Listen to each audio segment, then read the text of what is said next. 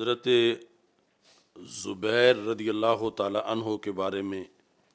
یہ گزرا کہ انہوں نے کہا اما انی لم افارق ہو کہ میں بھی رسول اکرم صلی اللہ علیہ وسلم سے جدا نہیں رہا، ولیکن سمعتہ یقول من کذب علی فلیتبوأ مقعدہ من النار لم افارق ہو۔ اس سے مراد جو ہے وہ عدم مفارقت عرفی ہے، عدم مفارقت عرفی، حقیقی عدم مفارقت مراد نہیں ہے، عدم مفارقت عرفی مراد ہے۔ حقیقی عدم مفارقت یہ ہو سکتی ہے کہ وہ دن کے وقت بھی ساتھ رہیں، رات کے وقت بھی ساتھ رہیں، 24 گھنٹوں میں 1 منٹ بھی علیحدہ نہ ہوں، تو یہ تو ممکن ہی نہیں تھا۔ تو مراد ہے عدم مفارقت عرفی۔ عرف میں یعنی ایک بندہ دوسرے بندے کے ساتھ اکثر اوقات میں رہے، سفر میں، حضر میں، تو یہ کہا جاتا ہے یہ بندہ ہمیشہ فلاں کے ساتھ رہتا ہے۔ تو یہاں عدم مفارقت عرفی مراد ہے، عدم مفارقت حقیقی مراد نہیں ہے۔ پھر سوال پیدا ہوتا ہے کہ حضرت زبیر رضی اللہ تعالی عنہ نے تو حبشہ کی طرف ہجرت کی اور رسول اکرم صلی اللہ علیہ وسلم سے کافی دیر علیحدہ رہے، یعنی جب رسول اکرم صلی اللہ علیہ وسلم مکہ مکرمہ میں تھے اور یہ پھر حبشہ میں تھے، اور نبی اکرم صلی اللہ علیہ وسلم جب مدینہ منورہ پہنچے تو پھر یہ کئی سالوں کے بعد مدینہ منورہ پہنچے، تو یہ تو بہت بڑا گیپ درمیان میں آیا۔ تو یہ پھر لم افارق ہو کس طرح صحیح ہے جب کہ اتنا وقفہ فراقت کا گزر گیا؟ تو اس کا جواب جو ہے وہ یہ ہے کہ لم افارق ہو قبل ظہور شوکت الاسلام، کہ اسلام کی شوکت ظاہر ہونے سے قبل یہ وقت گزرا تھا، اور جب ظہور ہو گیا تو پھر مفارقت نہیں تھی، یعنی ظہور سے پہلے، شوکت اسلام کے ظہور سے پہلے جو ہے وہ مفارقت جو ہے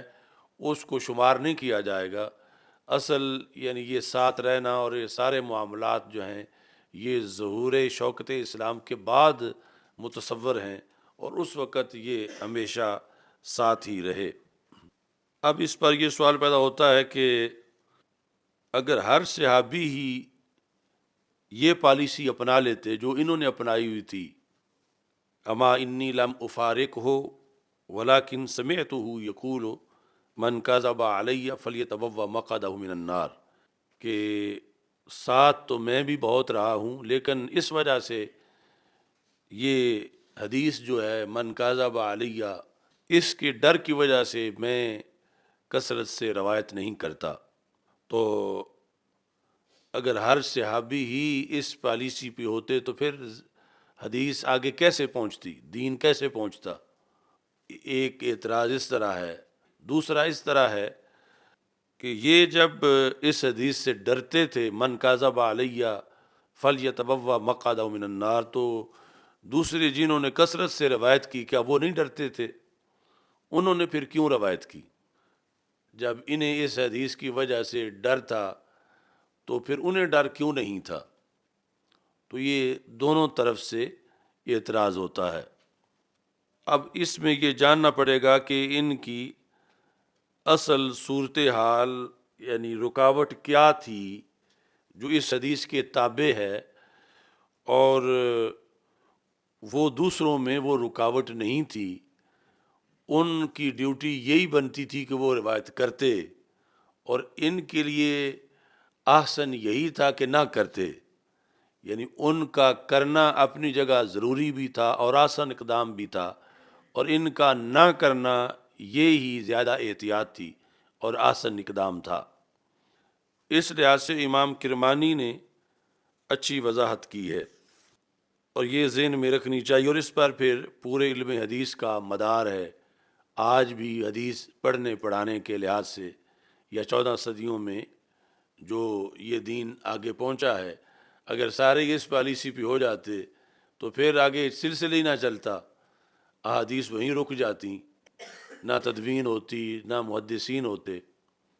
تو امام کرمانی نے لکھا ہے کہ اس کی تمہید یہ ہے کہ ایک یہ ہے بات کہ حدیث میں معاذ اللہ عمدن جھوٹ مکس کرنا، حدیث کے اندر عمدن جھوٹ مکس کرنا، یعنی عمدن رسول اکرم صلی اللہ علیہ وسلم کے بارے میں جھوٹ بولنا، جان بوجھ کے پتہ ہے کہ سرکار نے یہ نہیں فرمایا اور کہنا کہ سرکار دو عالم صلی اللہ علیہ وسلم نے یہ فرمایا ہے، ایک یہ چیز ہے۔ اور دوسرا یہ ہے کہ عمدن نہ بولنا، عمدن بالکل جو ہے وہ اس کام کا ارتکاب نہ کرنا، لیکن خدشہ یہ ہو کہ آدمی کہیں خطا نہ کر بیٹھے اور وہ جاری مجرا کذب کے بن جائے۔ یعنی ایک تو نا عمدن کذب بولنا، ایک یہ کہ عمدن نہ بولنا، بلکہ اس پر اپنا مضبوط ہونا کہ میں ہرگز رسول اکرم صلی اللہ علیہ وسلم کی طرف کوئی جھوٹ منسوب نہیں کروں گا، مگر اس کے باوجود خطا کا ہو جانا اور یہ خدشہ ہونا کہ کہیں یہ جو میں بول رہا ہوں یہ جھوٹ نہ ہو، یہ دو جدا جدا چیزیں ہیں۔ اور اس کو جو ہے وہ جاری مجرا کذب کے کہا جائے گا کہ خود کذب تو نہیں ہے مگر جاری مجرا کذب کے ہے۔ خلاصہ یہ ہے کہ یعنی بندے کو شک ہونا یا شک سے اوپر ظن ہونا، شک تو ہے نا دونوں جانبیں برابر ہوں، اور جانب جو ظن ہے کہ ایک راجح ہو دوسری مرجوح ہو، تو جانب راجح جو ہے وہ ظن ہے۔ تو بندے کو یا شک ہے کہ یہ سرکار نے فرمایا ہے صلی اللہ علیہ وسلم نے، یا اسے ظن ہے کہ یہ سرکار نے فرمایا ہے، تو یہ دوسری صورتحال ہے۔ یعنی ایک ہے عمدن جھوٹ بولنا، ایک یہ عمدن تو نہ بولنا لیکن اس میں بندے کو شک ہے کہ کیا رسول پاک صلی اللہ علیہ وسلم نے ایسا فرمایا ہے یا ایسا نہیں فرمایا، شک ہے یا ظن ہے کہ فرمایا ہے یا نہیں فرمایا۔ تو حضرت زبیر رضی اللہ تعالی عنہ ہرگز عمدن کذب کو تو منسوب کرنے والے نہیں تھے رسول اکرم صلی اللہ علیہ وسلم کی طرف، یعنی اس کا انہیں اپنے بارے میں خدشہ نہیں تھا کہ میں جان بوجھ کے جھوٹ منسوب کر دوں گا۔ لیکن جو دوسری صورت ہے کہ جس میں یہ ہے کہ انہیں اس بارے میں یعنی تحدیث کے وقت یہ یا تو شک تھا یا ظن تھا جن باتوں کے بارے میں، ان باتوں کے بارے میں پھر وہ روایت کرنے سے اجتناب کرتے تھے کہ جس میں عین کذب واقع ہونے کا خدشہ نہیں تھا، جاری مجرا کذب کا خدشہ تھا بوجہ شک کے یا بوجہ ظن کے۔ تو اس بنیاد پر انہوں نے پھر تحدیث تو کی ہے لیکن کثرت تحدیث سے اجتناب کیا ہے کہ ان کی کیفیت یہ تھی جن جن احادیث کے لحاظ سے شک یا ظن والی، انہوں نے پھر ان کو آگے روایت کرنے سے اجتناب کیا ہے۔ تو اب یہاں سے یہ پتہ چلا کہ وہ صحابہ کہ جنہیں شک یا ظن نہیں تھا مرویات کے بارے میں بلکہ یقین تھا، تو پھر ان کی پوزیشن ان سے علیحدہ تھی، ان پہ یہی لازم تھا کہ وہ آگے روایت کریں، اور ان کے روایت کرنے سے پھر آگے احادیث پہنچی ہیں۔ تو اس بنیاد پر یعنی ان کی جو کیفیت تھی، جس بنیاد پر انہوں نے کثرت نہیں کی وہ کیفیت اور تھی، اور جنہوں نے کثرت کی ہے ان کی کیفیت اور تھی۔ تو اس واسطے ان کا یہ جو لاہ عمل بنایا ہوا تھا انہوں نے پالیسی، ان کے شایان شان یہی تھی اور اسی کے اندر احتیاط تھی، اور جنہوں نے کی ہے انہوں نے کوئی اس حدیث کی خلاف ورزی نہیں کی، من کذب علی ان کے سامنے بھی تھی، لیکن یہ حدیث ان کی جو صلاحیت اور کیفیت تھی اس سے انہیں حدیث بیان کرنے سے روک نہیں رہی تھی، کیونکہ انہیں جو وہ روایت کر رہے تھے اس کے بارے میں نہ شک تھا نہ ظن تھا، بلکہ انہیں یقین تھا کہ کہ ایسے ہی ہم نے رسول اکرم صلی اللہ علیہ وسلم سے سنا ہے، تو اس بنیاد پر ان کا حق یہی بنتا تھا جس پہ انہوں نے عمل کیا، اور نتیجتاً جو ہے وہ حدیث بھی آگے پہنچی، اور ان پر بھی کوئی اعتراض نہیں ہے کہ کہا جائے کہ جب یہ اس حدیث پہ عمل کر رہے تھے تو وہ کیوں نہیں عمل کر رہے تھے؟ تو دونوں ہی اس حدیث پہ عمل کر رہے تھے، صرف صلاحیتیں جدا جدا تھیں، صورتحال جدا جدا تھی۔ تو جو صورتحال ان کی تھی بوجہ شک یا ظن کے، اس میں احتیاط یہی تھی کہ کثرت نہ کریں، صرف وہ بتائیں جن کے بارے میں یقین ہے، اور جنہوں نے کثرت سے کیا انہیں ان کے بارے میں جو وہ روایت کر رہے تھے شک یا ظن نہیں تھا بلکہ یقین تھا، اور یقین کی کثرت تھی۔ اس بنیاد پر انہوں نے اس حدیث کو انہوں نے بھی سامنے رکھا، اور یہ حدیث ان کو بھی احتیاط کا درس دے رہی تھی، اور احتیاط کرتے ہوئے وہ روایت کر رہے تھے، لیکن کثرت سے، کیونکہ انہوں نے جو کچھ سنا تھا جس سے روایت کر رہے تھے وہ ان کو اس کے بارے میں شک یا ظن نہیں تھا بلکہ انہیں یقین تھا کہ یہ رسول اکرم صلی اللہ علیہ وسلم نے فرمایا ہے، اس واسطے وہ ان احادیث کی روایت کر رہے تھے۔ اور اپنی اپنی جگہ دونوں طبقات کی پالیسی جو ہے وہ درست ہے۔ اب ایک باریک فرق بھی اس میں ہے، وہ بھی کرمانی نے وضاحت کی ہے کہ ایک بندہ رسول اکرم صلی اللہ علیہ وسلم کی طرف اپنے لحاظ سے جھوٹ کی نسبت کرتا ہے، یعنی اس کی جو معلومات ہیں اس کے مطابق وہ حدیث نہیں ہے، اور وہ جان بوجھ کے اس کو حدیث کہہ رہا ہے، لیکن نفس الامر میں وہ حدیث ہے، نفس الامر میں وہ حدیث ہی ہے، مگر اس کے ریکارڈ کے اندر یا اس کے نزدیک اس کے لحاظ سے وہ حدیث نہیں، اس کے باوجود وہ جان بوجھ کے اسے حدیث کہہ رہا ہے، آگے واقع میں وہ حدیث ہی ہے۔ تو کیا اب یہ بندہ گناہ گار ہوگا یا نہیں ہوگا؟ کیونکہ جو کچھ اس نے کہا ہے قال رسول اللہ صلی اللہ علیہ وسلم، وہ واقع میں بھی قول رسول علیہ السلام ہے، مگر اس نے بحیثیت قول رسول کے اسے نہیں سمجھا ہوا، اس کے اعتقاد میں وہ سرکار نے نہیں فرمایا ہوا، اور یہ جان بوجھ کے سرکار کی طرف منسوب کر رہا ہے، مگر نفس الامر میں وہ سرکار دو عالم صلی اللہ علیہ وسلم نے فرمایا ہوا ہے۔ تو کیا یہ بندہ اس زمرے میں آئے گا یا نہیں آئے گا؟ تو اس کا انہوں نے جواب دیا، سوال اس طرح کیا، من قاصد الکذب علی رسول اللہ صلی اللہ علیہ وسلم ولم یکن فی الواقع کذبا، واقع میں وہ کذب نہیں، واقع میں وہ حدیث ہی ہے، لیکن اس کے نزدیک وہ حدیث نہیں، یہ جھوٹ جو ہے وہ سرکار کی طرف منسوب کر رہا ہے، تو کیا اب یہ گناہ گار ہوگا یا نہیں ہوگا؟ جو کہ یعنی اصل وجہ یہ ہے کہ وہ اسے حدیث کہہ رہا ہے اور واقع میں بھی حدیث ہی ہے، تو پھر وہ گناہ گار کیوں ہو؟ تو جواب یہ ہے کہ گناہ گار ہوگا کس وجہ سے؟ اس قصد کی وجہ سے جو اس نے جھوٹ کا قصد کیا، اگرچہ وہ بھی کہہ رہا ہے کہ حدیث ہے اور واقع میں بھی حدیث ہے، لیکن اس کے عقیدے میں وہ حدیث نہیں ہے، اور اس نے ارادہ کیا ہے جان بوجھ کے ایک حدیث گھڑنے کا، اور رسول اکرم صلی اللہ علیہ وسلم کی طرف جھوٹی بات کی نسبت کرنے کا اس نے ارادہ کیا ہوا ہے، تو اس قصد کی بنیاد پر وہ مجرم قرار پائے گا کہ اگرچہ وہ تو حدیث ہی ہے، لیکن اس نے تو اپنے عقیدے کے مطابق غیر حدیث کو حدیث بنا کے پیش کیا ہے، تو اس وجہ سے وہ بندہ اس زمرے میں آئے گا کہ یہ رسول اکرم صلی اللہ علیہ وسلم کی طرف جھوٹ منسوب کر رہا ہے، یعنی بسبب کذب گناہ گار نہیں ہوگا، بسبب قصد کذب گناہ گار ہوگا، کیونکہ معصیت کا قصد کرنا بھی معصیت ہے، تو اس نے معصیت کا قصد کیا ہے، لہذا وہ گناہ گار ہوگا۔ اب یہ سوال ہے کہ ایسا کرنے سے بندہ گناہ گار ہوگا یا کافر ہوگا؟ جو رسول اکرم صلی اللہ علیہ وسلم کی طرف جھوٹ منسوب کرتا ہے، یعنی جو یہ سوال ہے جو اصل مضمون ہے حدیث کا کہ من کذب علی فلیتبوأ مقعدہ من النار، کہ یہ کام جو کرتا ہے کہ سرکار دو عالم صلی اللہ علیہ وسلم نے نہیں فرمایا، یہ کہتا ہے کہ سرکار نے فرمایا ہے،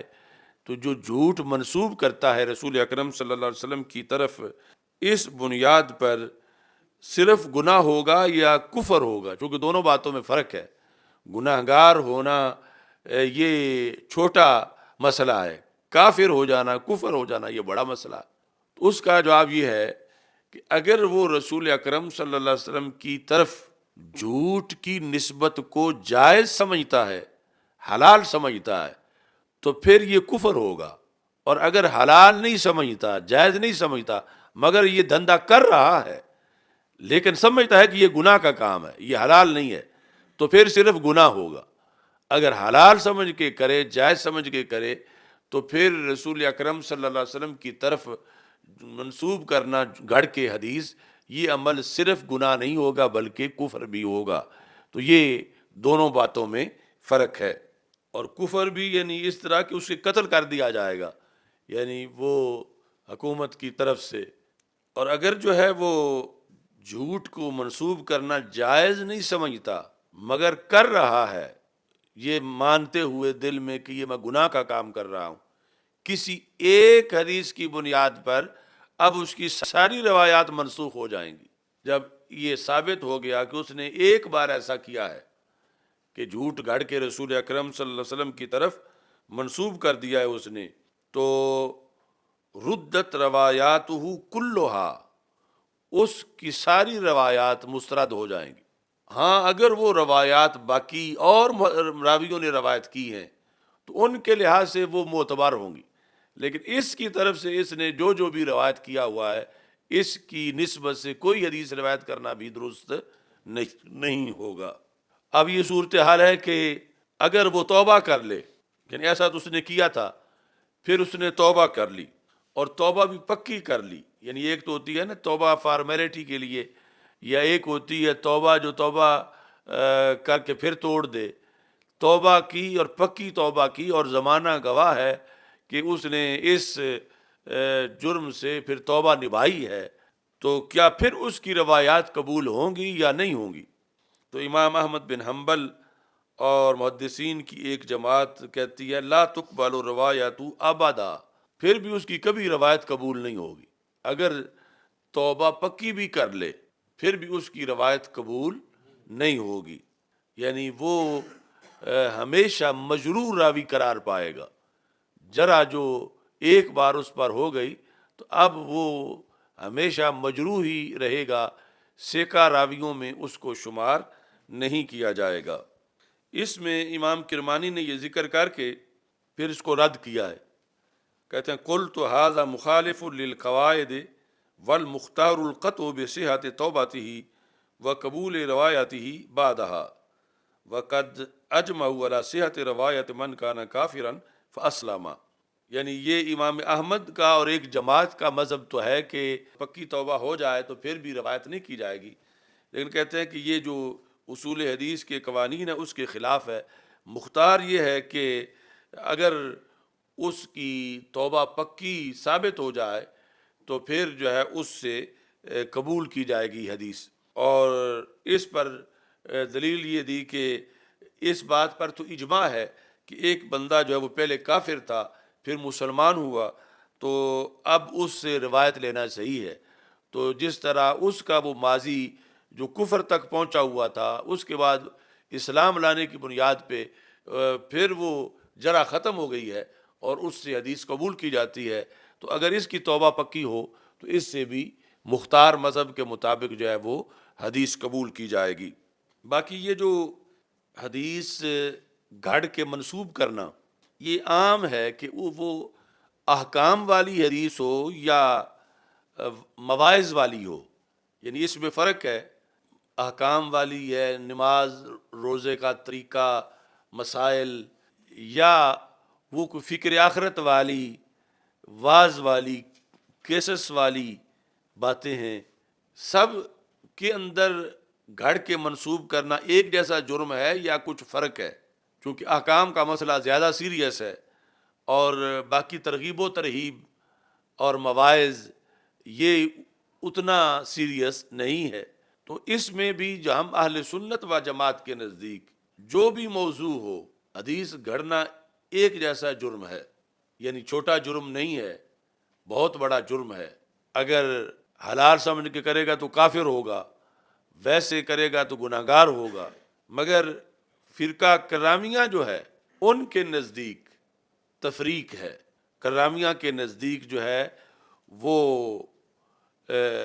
احکام میں تو جائز نہیں حدیث گھڑنا، مگر ترغیب و ترہیب میں جائز ہے، واعظ نصیحت کے لحاظ سے کہ لوگ نیک بنیں، کوئی گھڑ کے بنا لی جائے کہ اتنا ثواب اس کام میں ہوگا،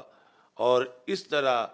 یہ ترغیب و ترہیب کے مسئلے میں لوگوں کو ڈرانے کے لیے، یہ شوق دلانے کے لیے کہ رامیہ کہتے ہیں گھڑ لی جائے، کوئی بات نہیں معاذ اللہ، تو یہ بھی فرق ہے۔ اہل سنت کے نزدیک خواہ ترغیب و ترہیب ہو، مواعظ ہوں، احکام ہوں، عقائد ہوں، کسی بھی موضوع پر حدیث گھڑنا معاذ اللہ اکبر کبائر سے ہے، اور اگر جائز سمجھ کے کرے تو کفر ہے، ورنہ بڑے کبیروں میں سے ایک بڑا کبیرہ ہے، حرام ہے، اور استحلال کی بنیاد پر کہ جب حلال سمجھے تو پھر کیا ہے، کفر ہے۔ کرامیہ جو ہے ان کے نزدیک جائز ہے کہ جہاں احکام نہیں ویسے واعظ وغیرہ ہے تو اس کے اندر معاذ اللہ وہ حدیث گھڑ لینا جائز سمجھتے ہیں۔ تو جو بندہ غلطی سے منسوب کر دے یا نسیان سے، اگرچہ اس میں گناہ نہیں ہے، لیکن پھر بھی جو محتاط لوگ ہیں وہ پھر اس سے بھی اجتناب کرتے ہیں۔ یہ وجہ تھی کہ حضرت زبیر رضی اللہ تعالی عنہ جو ہیں وہ اکثار سے اجتناب کر رہے تھے، کہ یعنی پھر سوال پیدا ہوتا تھا کہ عمدن تو کرے پھر تو چلو ہے، تو یہ اگر نسیان سے ہو جائے یا غلطی سے ہو جائے تو پھر گناہ نہیں ہے، تو جب گناہ نہیں تھا تو یہ ایسا کرتے؟ اس کا جواب یہ ہے کہ اگرچہ گناہ نہیں ہے لیکن اس میں احتیاط یہ ہے کہ ایسا موقع ہی نہ بنے۔ اس بنیاد پر حضرت زبیر رضی اللہ تعالی عنہ اکثار اس سلسلہ میں نہیں کرتے تھے۔ باقی یہ جو حدیث ہے من کذب علیہ فلیتبوأ مقعدہ من النار، یہ متواتر حدیث ہے، یعنی اس قدر کثرت سے اس کو روایت کیا گیا ہے۔ اچھا جی، اس کے بعد جو ہے وہ حدیث ہے، اس میں لفظ جدا ہیں۔ قال انس انہ لیمنعنی، حضرت انس رضی اللہ تعالیٰ عنہ کہتے ہیں مجھے یہ بات منع کرتی ہے کہ میں تمہیں زیادہ حدیثیں بیان کروں۔ زیادہ حدیثیں بیان کرنے سے کیا چیز منع کرتی ہے؟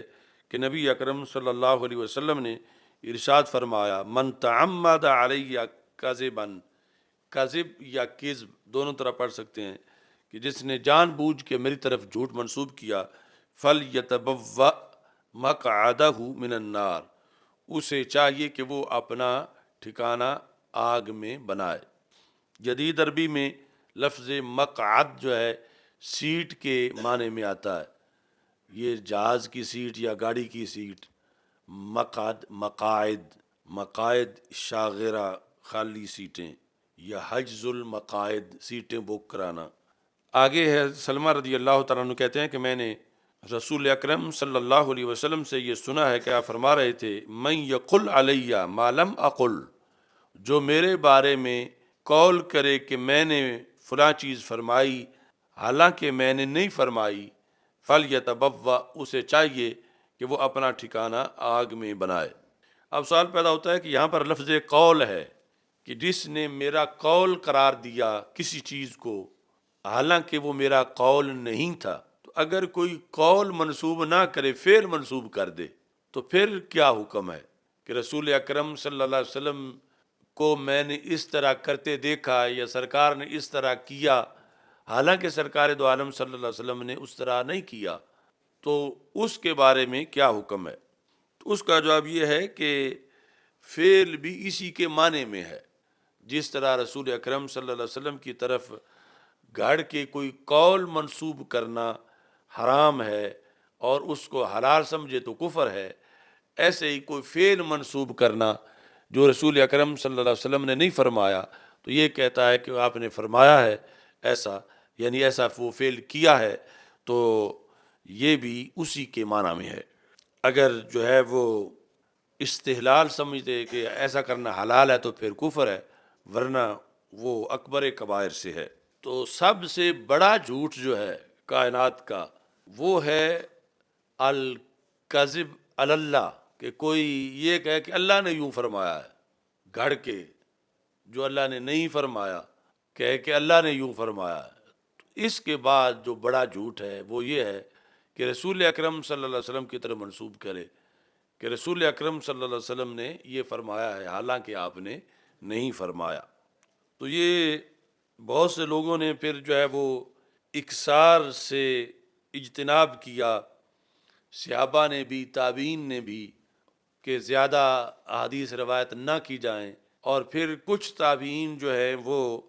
یہ پالیسی بھی اپنائے ہوئے تھے کہ وہ بیان کرتے تھے، یعنی یہ سارا کہ یقین ہے انہیں، لیکن پھر بھی وہ حدیث موقوف بیان کرتے تھے۔ موقوف کا مطلب یہ ہے کہ بات یہاں ختم کر دیتے تھے کہ مثلا قال حذیفہ بن یمان یا قال ابی بن کعب، آگے یہ نہیں کہتے تھے قال ابی بن کعب سمیت رسول اللہ صلی اللہ علیہ وسلم، کہ یعنی یہ سمجھتے ہوئے کہ خدا نخواستہ اگر اس میں